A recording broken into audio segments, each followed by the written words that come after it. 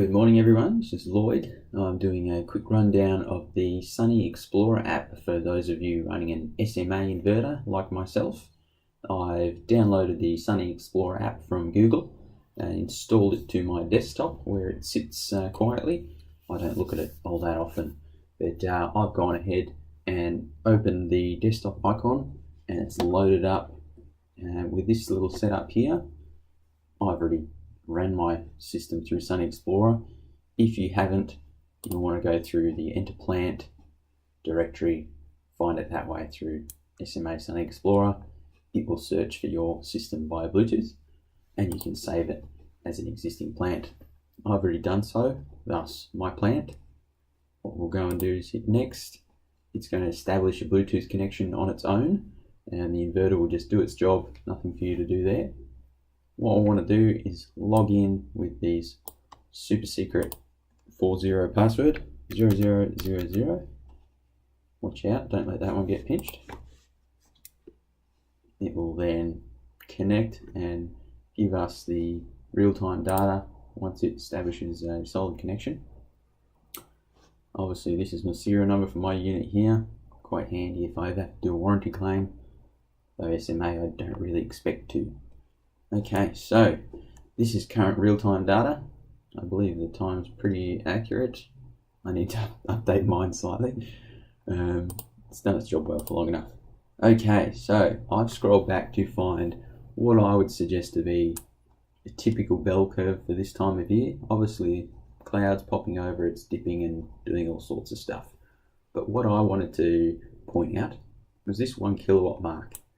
If we use this 1 kilowatt mark straight through our bell curve, what I want you to start looking at is a couple of times in the middle of winter and the same in summer is what the average time for your system is for when it turns on, or when it hits that 1 kilowatt mark. That for me is a good indicator of it's covering your fridge already in the morning, it's covering your morning lighting, probably the TV. Once you hit the coffee machine or the toaster, obviously you'll get a decent spike, but good examples in I guess on the weekend. I'll be able to say in winter my system turns on if I could get that to light up. Let's say it's turning on at 9 AM. I might just wait now before I then put the dishwasher on or something like that when we're getting something a bit more significant. We're in half an hour.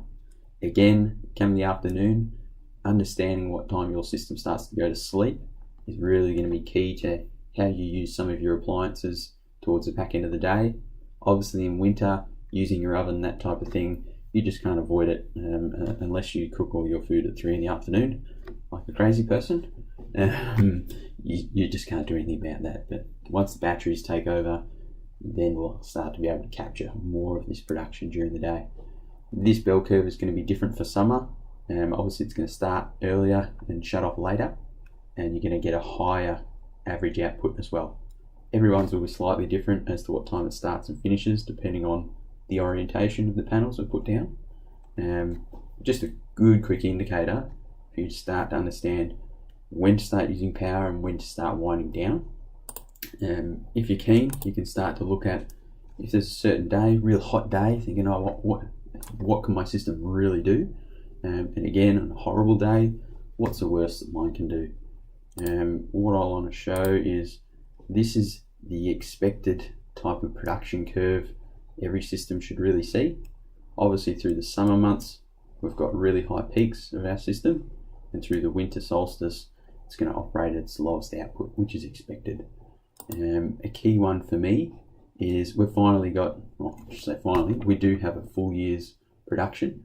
So what we can then compare, if we say we've got a little over 10 megawatt hours in a year, I'll be able to compare that at the end of this year. If I see a dramatic drop, because look, I don't look at my system all that much, I'll actually take a closer look to see what's been happening throughout the months, to see if there's a niggling issue. Well, they just might need a clean, but I rarely clean my panels. Okay, instantaneous values at the top here. The real key one, again, I'll reference it back in the overview. It's like a traffic light system. We want to know the operation of the system, okay.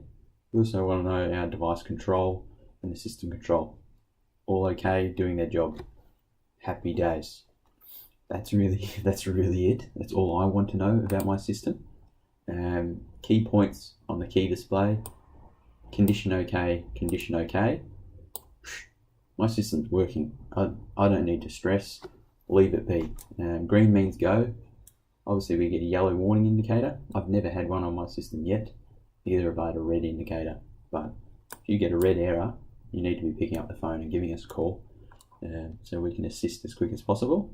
The key for this, accessing Sunny Explorer, is really just to get a feel for understanding what your system can produce certain times of the year. I'm guilty of it. I don't really take a whole lot of notice of my system. I will start to do as we start to get a little bit closer to battery territory.